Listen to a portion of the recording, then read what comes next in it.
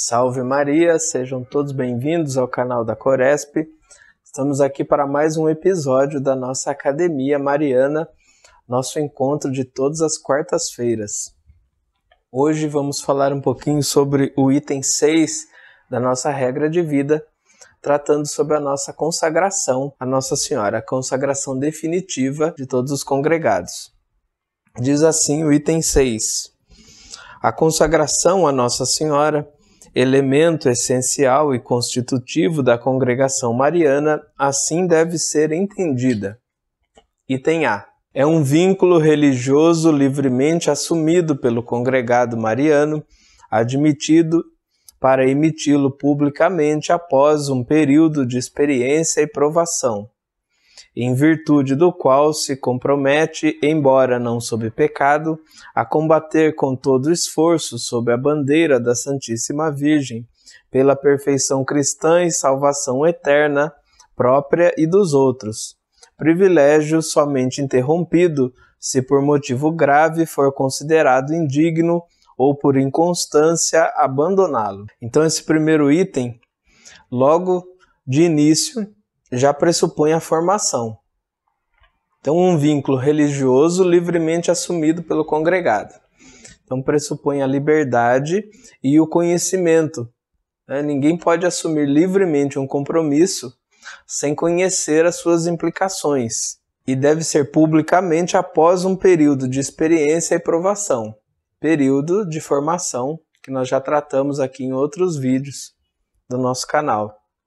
Então sim, o congregado deve ser bem formado e deve ser provado antes da sua consagração, em virtude da qual se compromete, embora não sob pecado, a combater com todo esforço sob a bandeira da Santíssima Virgem. Ou seja, não é pecado o congregado mariano deixar de cumprir os seus compromissos da sua consagração.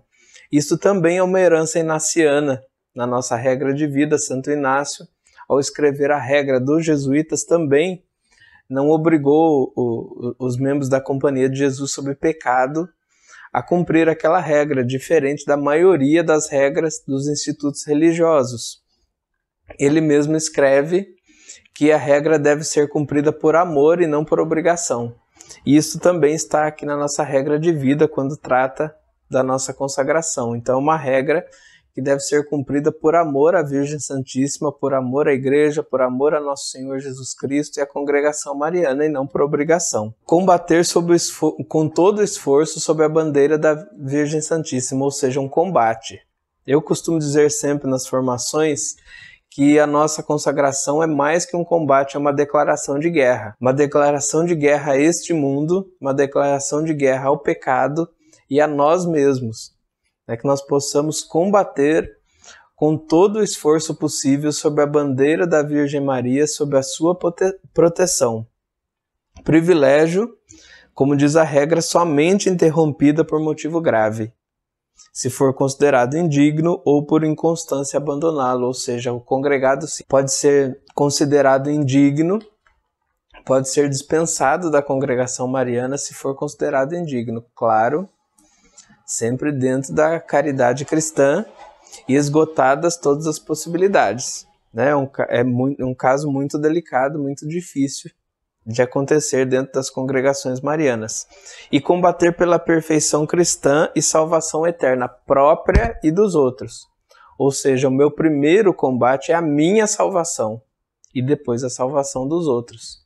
Então esse é o nosso combate, essa é a nossa guerra, essa nossa declaração de guerra que fazemos na nossa consagração. E por isso somos soldados, soldados da Virgem Maria. Os diplomas antigos da congregação mariana trazem a expressão latina Marianum Sodalicium, que muitos traduzem como congregação mariana. Mas na verdade a palavra sodalício, que também existe em português, significa uma união de soldados, ou seja, a congregação mariana é uma união de soldados que combatem sob a bandeira da Virgem Maria. Nos nossos tempos, esta imagem de exército, de soldado, não é muito bem vista por alguns, mas é o que realmente nós somos, combatentes, Combatemos sob a bandeira da Virgem Maria. Item B. de modo análogo à consagração na vida religiosa, dela, porém, diferindo não somente em grau, mas de modo qualitativamente diverso, a consagração a Nossa Senhora é uma expressão mais radical da consagração batismal do congregado mariano, que lhe determina uma condição especial na vida da Igreja e dele exige um maior empenho pessoal de corresponder à vocação universal para a santidade. Um compromisso de generosidade na ação apostólica e de fidelidade ao modo de viver e ao patrimônio espiritual das congregações marianas.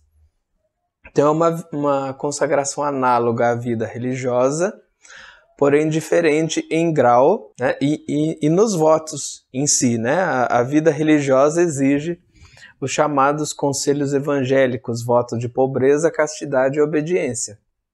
O congregado mariano também é chamado a viver esses 3 votos, porém sem a necessidade de emitir esses votos. Né? Não está obrigado a emitir os votos de pobreza, castidade e obediência, mas evidentemente que deve viver na pobreza, na castidade e na obediência. E também esse chamado à vivência da consagração batismal. Qual é o chamado? É essa vocação comum dos fiéis que nos ensina o catecismo da Igreja Católica. Pelo batismo nos tornamos filhos de Deus, e como filhos de Deus somos chamados à santidade. Sede santos como vosso Pai é santo.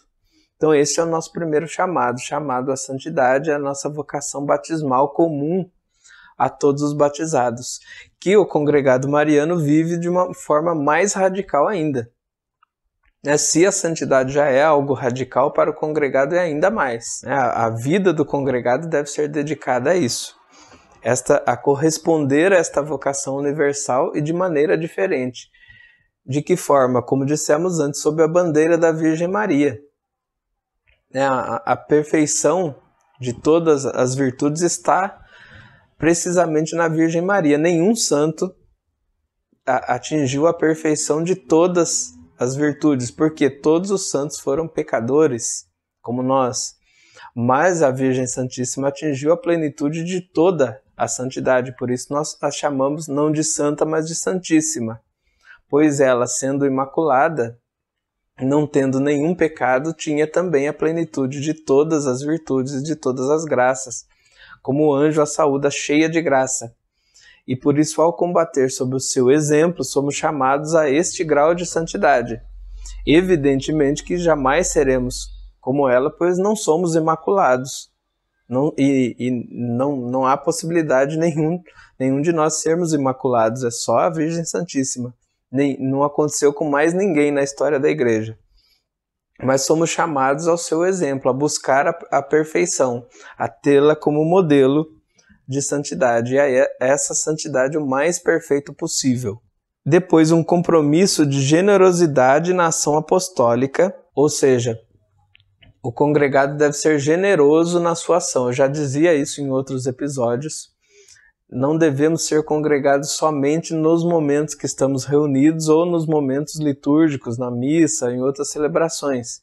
Somos congregados todo o tempo, 24 horas por dia.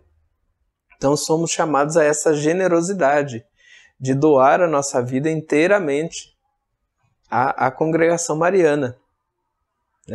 Nessa vivência radical da nossa consagração, e em todos os momentos. Então devemos, em todos os momentos da vida, testemunhar a nossa vida mariana e a fidelidade ao modo de viver e ao patrimônio espiritual das congregações marianas.